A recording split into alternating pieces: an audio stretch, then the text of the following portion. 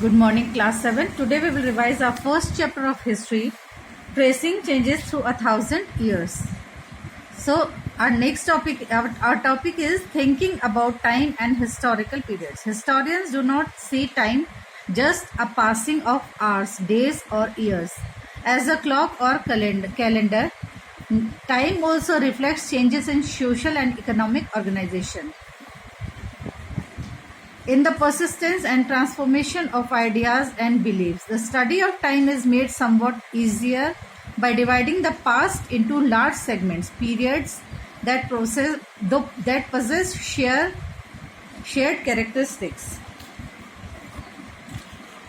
So time for historians doesn't mean just a passing of hours, days or years. It also reflects changes in social and economic organization, in the persistence and transformation of idea and beliefs. The study of time is important because it helps historians to divide the past into large segments. The historians study the different aspects of specific period and then assess the comparative progress and their effect on society.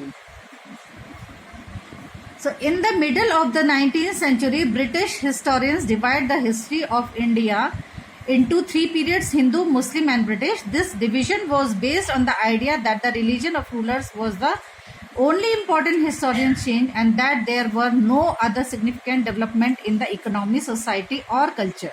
Such a division also ignored the rich diversity and subcontinent. So children, historians had to consider social, economic, cultural and religious changes while dividing the past into periods. The British historians considered that the significant change that could occur during these periods related to religion.